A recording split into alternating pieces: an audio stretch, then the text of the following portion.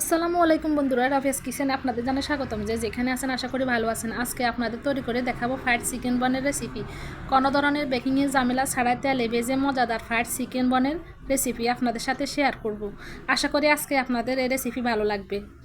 এখানে আমি ইস্ট নিয়েছি 1 চা চামচ, চিনি 1 চা চামচ আর লবণ পরিমাণ মতো, আর দুধ নিয়েছি 2 চা চামচ। এখানে একটা ডিম ভেঙে আমি গুলে নিয়েছি, আর এখানে উপকরণগুলো দিয়ে দিব একসাথে।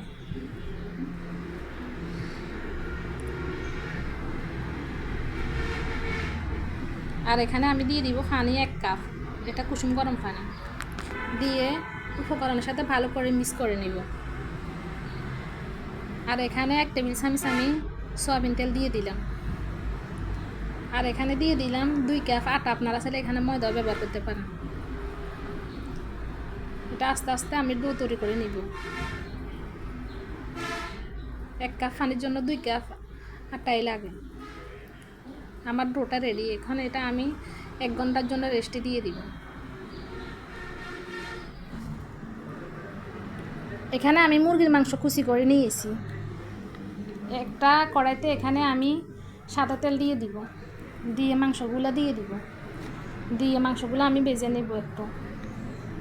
এবার এখানে আমি রসুন, আদা, লবণ, মরিচের গুঁড়া আর এলাচ 2টা, দারচিনি দিয়ে দিব, আর গরম মশলা দিয়ে দিলাম, আর একটু গোলমরিচ দিয়ে দিলাম পাউডার দিয়ে এগুলা সব মিক্স করে নিব আর ভেজে নেব। ভাজা ভাজা হলে এখানে আমি পেঁয়াজ কুচি দিয়ে দিব। 2টা পেঁয়াজ দিয়েছি আমি বড় সাইজে।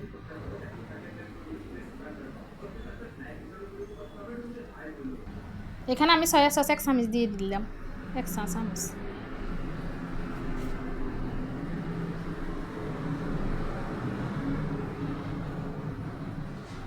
এখানে টমেটো সস আমি 1 টেবিল চামচ দিয়ে দিলাম।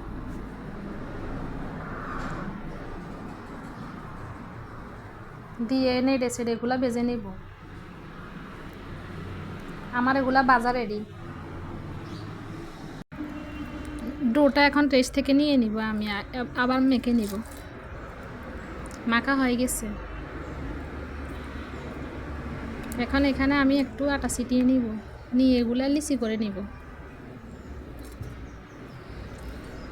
লিচি করা হয়ে গেছে আমার। এখন একটা একটা করে আমি এগুলা বানিয়ে নিব। এভাবে করে হাত দিয়ে চ্যাপটা করে ফুট দিয়ে দিব। কীভাবে বানাচ্ছি আপনারা দেখুন ভালো করে।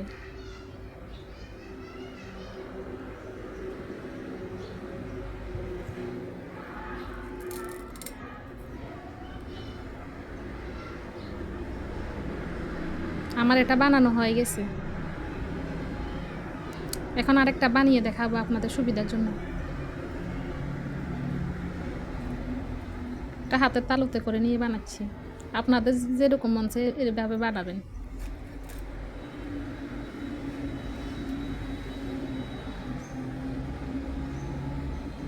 বানানো হয়ে গেছে আমার, সবগুলা বানানো কমপ্লিট। এগুলা 15 থেকে 20 মিনিট রেস্টে দিয়ে দিব।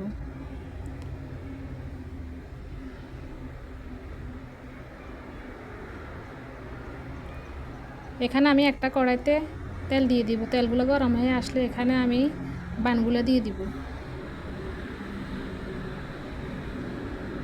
এটা মাঝারি আছে ভাজতে হবে, বেশি আগুন বাড়িয়ে দিলে এগুলো পুড়ে যাবে।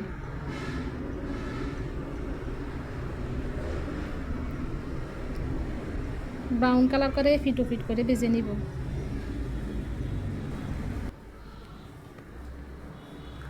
আমার ভাজা হয়ে গেছে। এভাবে করে আমি সবগুলা ভেজে নিব।